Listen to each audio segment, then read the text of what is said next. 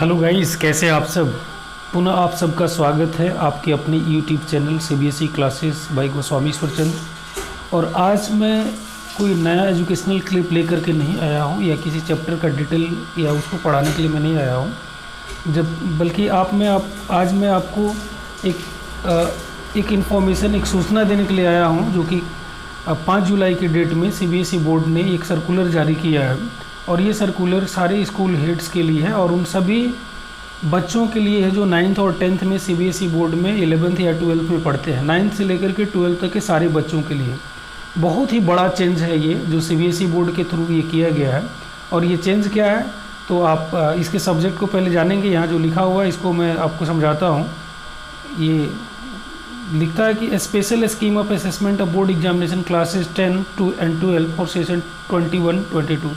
मतलब सेशन 21-22 में, मतलब इस साल के लिए क्लास 10 और क्लास 12 का जो एग्जामिनेशन का सिस्टम है, एग्जामिनेशन का जो मेथड है, जैसे बोर्ड एग्ज़ाम का जो मेथड है वो चेंज हो रहा है। अब चेंज हो रहा है तो क्या क्या हो रहा है इसको आप लोग देखते हैं।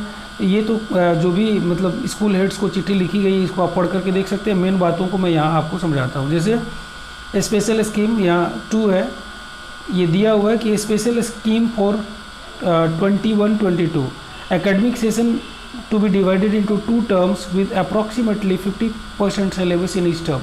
अब देखिए इसमें क्या है कि पूरा एकेडमिक सेशन को 2 टर्म में बांट दिया गया। मतलब बोर्ड का एग्ज़ाम अब 2 बार में होगा। इस बात को ध्यान रखना है और कान खोल के सुन लेना है कि बोर्ड का एग्ज़ाम अब जो होगा 2 टर्म में होगा। जैसे आप 12th में पढ़ते हैं तो भी आपको ये ध्यान में रखना है कि आपका एग्ज़ाम अब 2 टर्म में होगा, और जो 10th में पढ़ते हैं वो भी इस बात को ध्यान में रखेंगे कि 2 टर्म में उनका एग्ज़ाम होगा।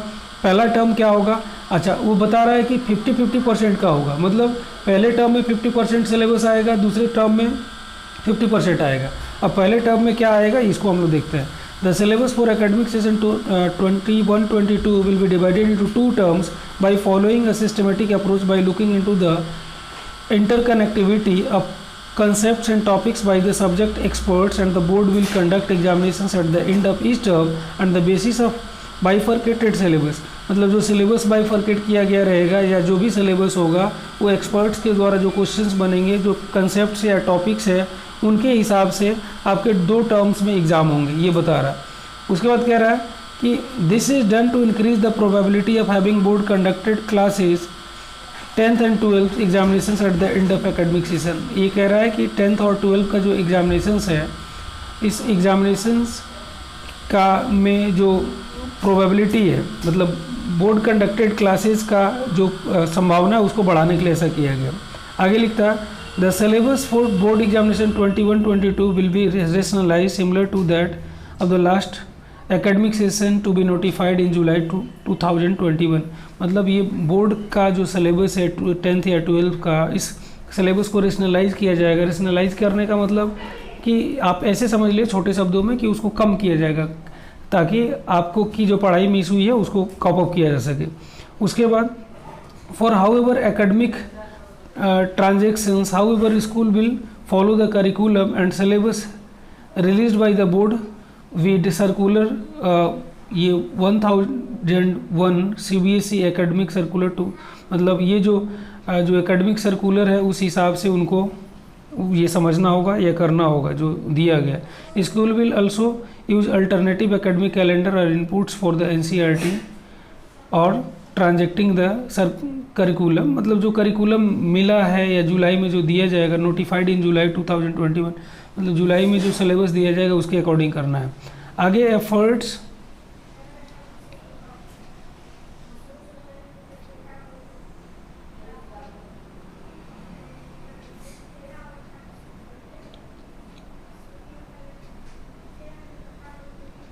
आगे है, ये देखते हैं क्या। Efforts will be made to make internal assessment. मतलब बोर्ड एग्जाम तो 2 पार्ट में होगा ही 50-50% का, लेकिन इंटरनल असेसमेंट भी होगा जिसमें आपका प्रैक्टिकल है, प्रोजेक्ट है, जो आपका इंटरनल असेसमेंट स्कूल के द्वारा होता है वो भी होगा। लिखता है कि as per the guidelines and moderation policy to be announced by the board to ensure fair distribution of marks. आगे है details of curriculum transactions.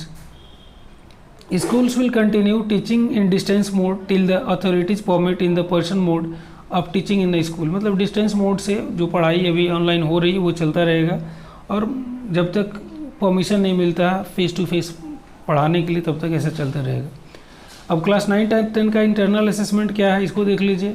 Through out the year irrespective of term 1 and 2 would include 3 periodic tests, मतलब term 1 और 2 को छोड़ करके साल भर में ये 3 पीरियडिक टेस्ट होगा, जिसमें student enrichment, portfolio and practical work, speaking, listening activities, मतलब जो पहले पैरामीटर्स था वो होंगे, लेकिन ये 3 पीरियडिक टेस्ट होगा।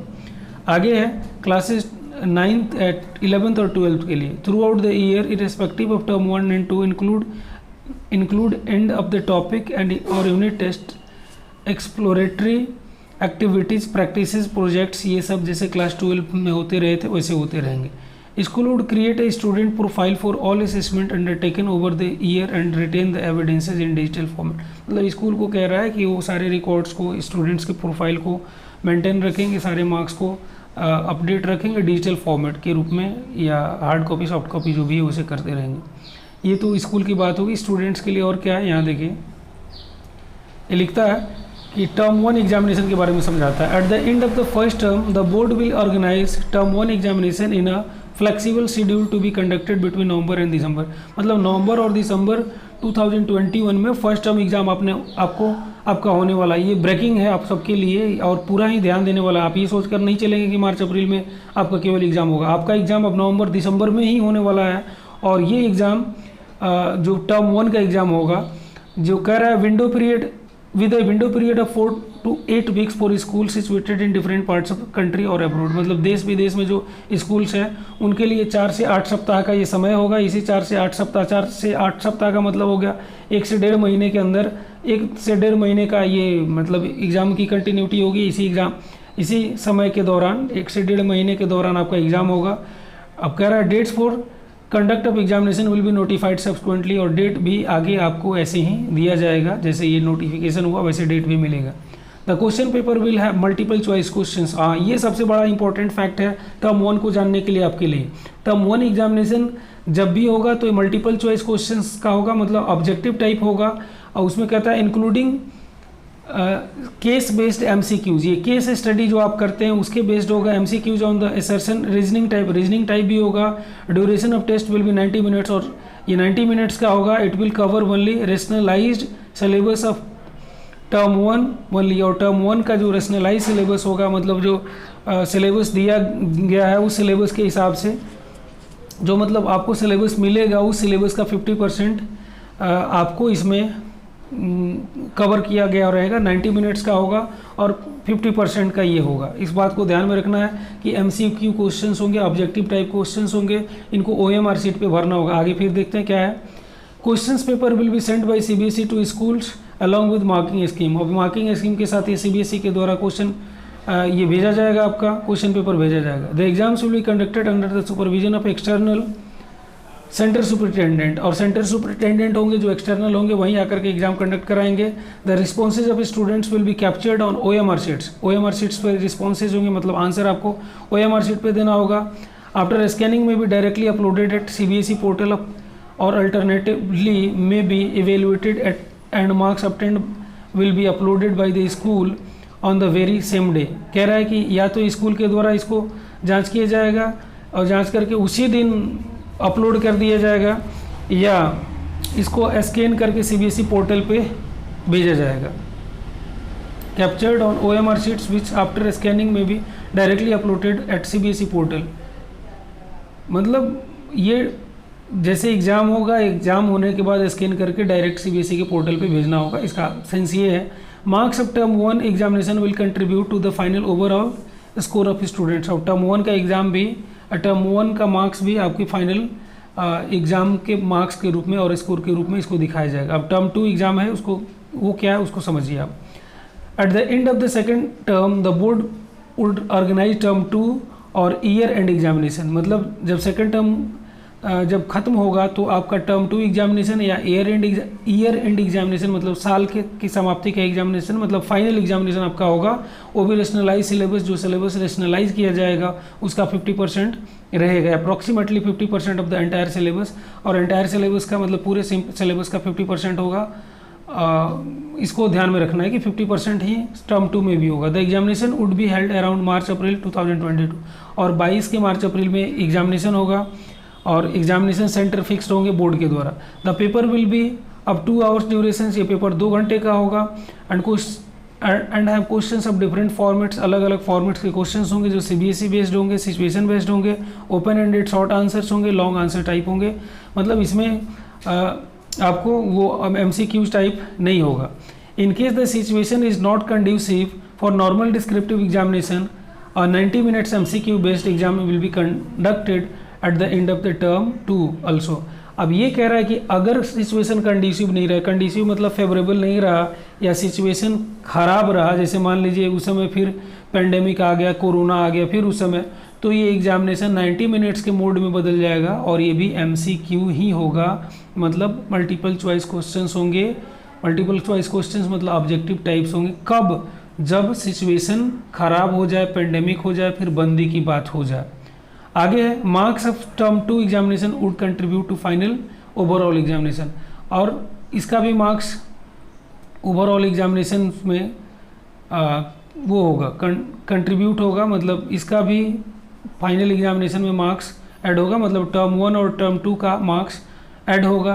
तो ये स्टूडेंट्स के लिए इन्फॉर्मेशन था। उसके बाद बहुत सारी बातें, इन केस ऑफ पेंडेमिक, अगर पेंडेमिक आता है तो क्या होगा, तो ऑल पेंडेमिक मतलब आता है, मतलब कोरोना फिर से आता है तो क्या किया जा सकता है। कोरोना अगर फिर से आता है तो सीबीएसई का गाइडलाइन है कि बच्चे ऑनलाइन मोड में एग्ज़ाम दे सकते हैं और ऑनलाइन मोड में एग्ज़ाम देने के बाद उनके मार्क्स को डिस्प्ले किया जाएगा। लेकिन इस साल का जो सिस्टम था, जो स्कूल मार्क्स दे रहा था, ये एक ही कंडीशन में हो सकता है जब कोरोना इतना ज़्यादा फैल जाए कि किसी भी हाल में ऑनलाइन या ऑफलाइन एग्जामिनेशन कहीं से भी कंडक्ट कराना मुश्किल हो जाए, तो एक किंतु परंतु के रूप में डाल दिया गया है कि तब उनका स्कूल बेस्ड जो असेसमेंट है या 3 पीरियडिक टेस्ट है उनके, उसके हिसाब से उनका रिजल्ट होगा।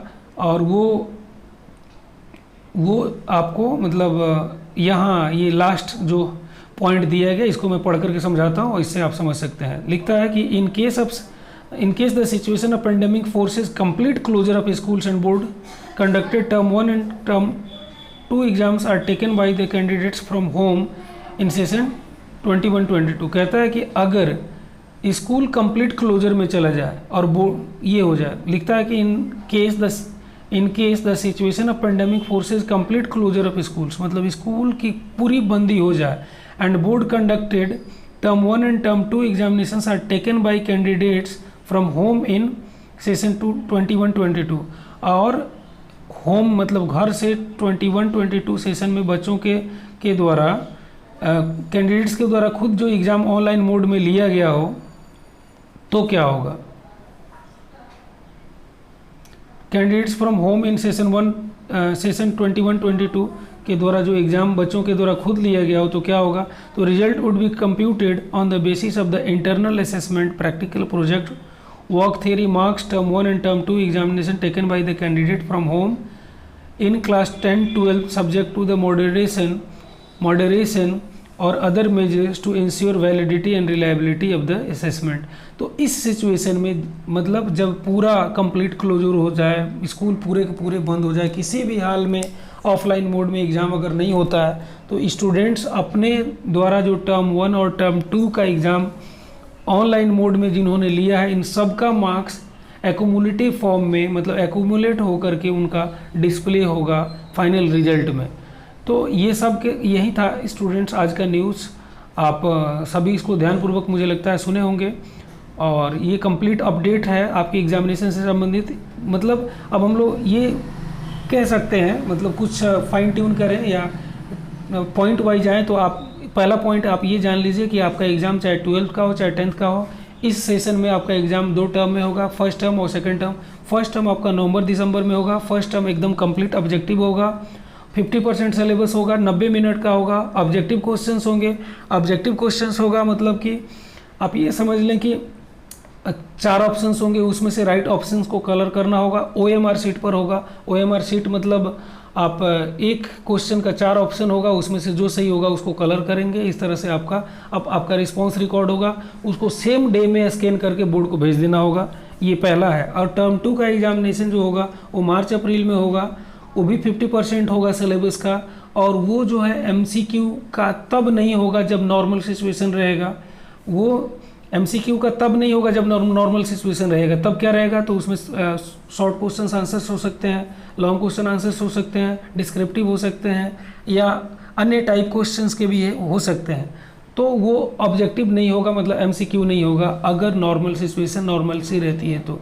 लेकिन नॉर्मल सिचुएशन नहीं रहता तो उसका भी ऑनलाइन मोड में आपका MCQ ही एग्जामिनेशन होगा। वो स्कूल के माध्यम से भी हो सकता है, या बिल्कुल कंप्लीट क्लोजर स्कूल का अगर हो गया, कंप्लीट बंदी हो गई, पूर्णतः बंदी स्कूल की हो गई, तो घर से भी होगा। ये दोनों टर्म 1 और टर्म 2 का एग्जामिनेशन घर से लिया जा सकता है, कैंडिडेट के द्वारा खुद लिया जाएगा, कैंडिडेट मतलब जो विद्यार्थी हैं उनके द्वारा लिया जाएगा, और ये मार्क्स जो है ऑनलाइन अपलोड होगा। अपलोड होने के बाद इन सब का, जैसे स्कूल ने जो इंटरनल असेसमेंट था 3 पीरियडिक टेस्ट थे, वो टर्म 1 और टर्म 2, ये सारे मार्क्स एक्यूमुलेटिव फॉर्म में आपको बोर्ड को सबमिट किए जाएंगे, और उसके बाद आपका रिजल्ट तैयार होगा। तो this was all student for your news, breaking news. Now I hope and believe you have understood this all, और मैं उम्मीद करता हूँ कि आप चैनल को सब्सक्राइब भी करें ताकि आपके एकेडमिक्स से संबंधित बातें, न्यूज़ आप तक पहुँचता रहे, एकेडमिक अपडेट भी पहुँचता रहे। Thanks a lot, see you again.